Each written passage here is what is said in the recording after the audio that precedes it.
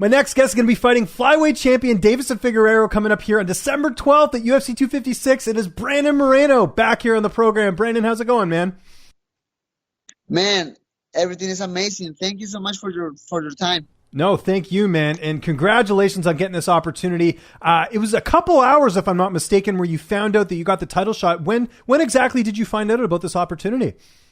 I remember my fight was like at almost 7 p.m. I think so. This last Saturday, the main event was at 10 o'clock.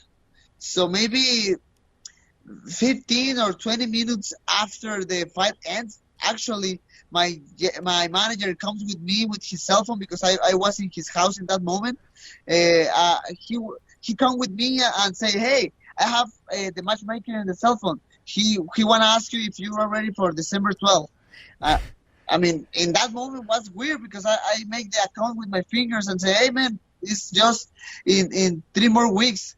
My head coach was there too and asked him what he think about the fight, and he say, "Man, you are ready. You don't have early injuries in your fight, so you have everything. You have the cardio, you have the power.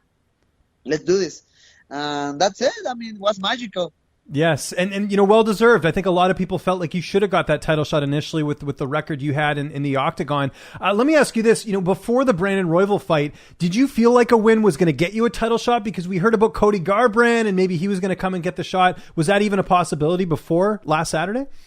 Man, I think I deserved the title even before the Cody Garbrandt.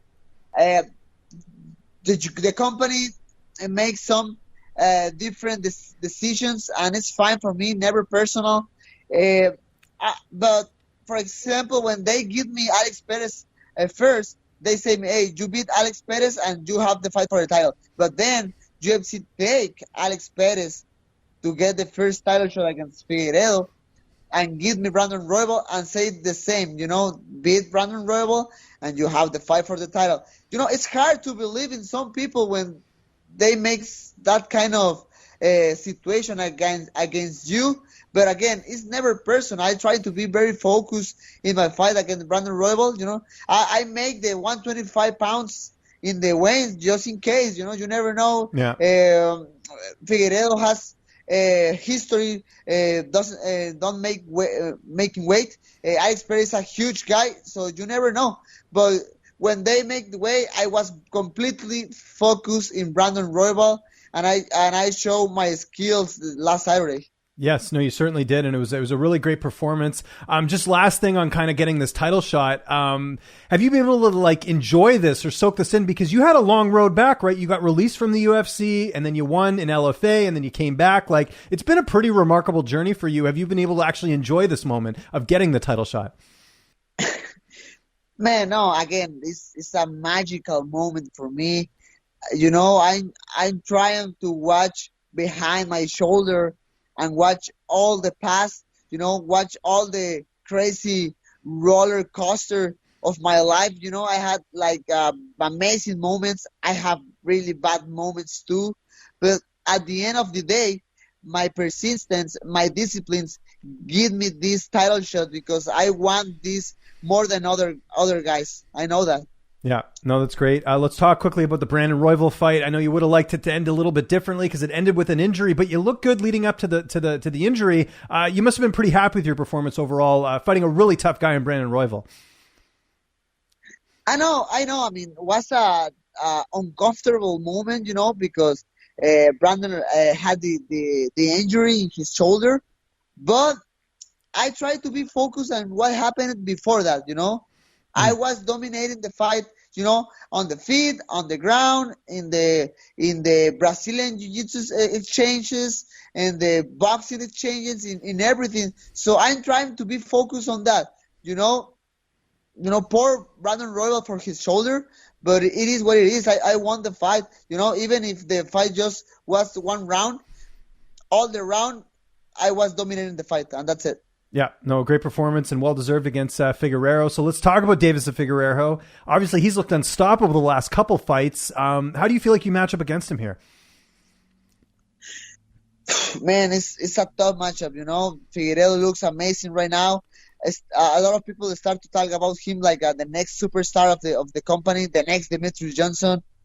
It's a huge responsibility in my shoulders because a lot of Mexican people put all his attention on me.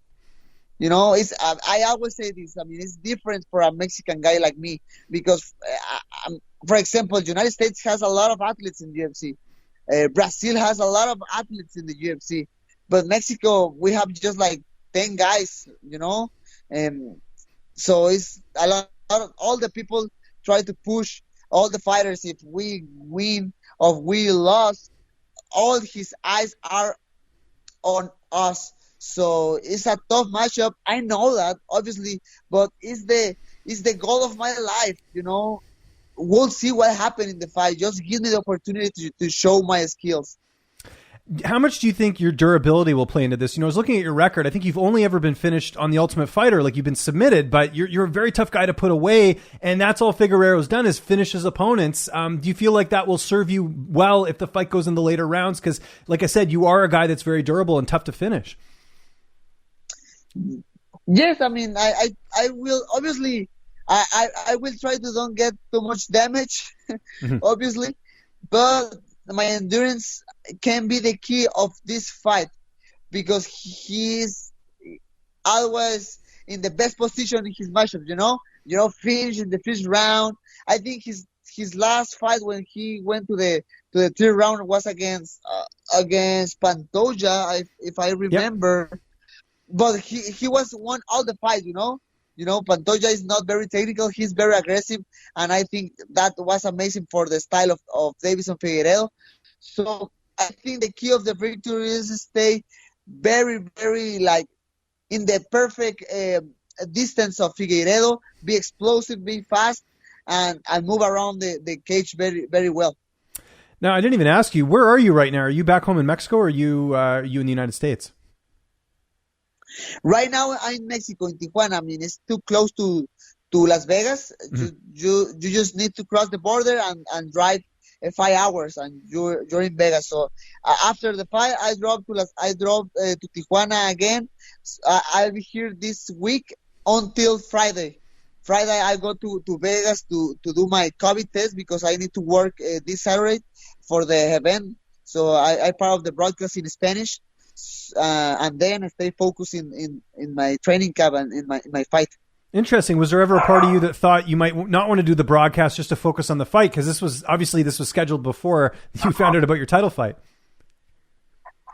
I know, brother, but I'm a hard worker. I can stay quiet in my room. I feel like weird to stay just in my house, rest in my living room. I need to go or train or do something. I make my channel in YouTube to stay working on something.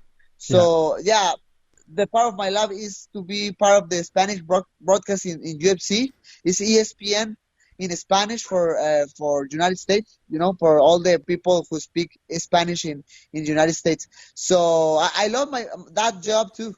Yeah, no, good for you that you can balance both. You're like Paul Felder, right? Paul Felder just fought a couple of weeks ago and he's still doing commentary. So I think that's really cool you're doing that. How do you go about not overtraining? Like, I know you didn't fight that much last weekend because of just having the 1 round fight, but you had a long training camp leading into it. How do you go about not overdoing it heading into this fight? Because it's in like 2 weeks.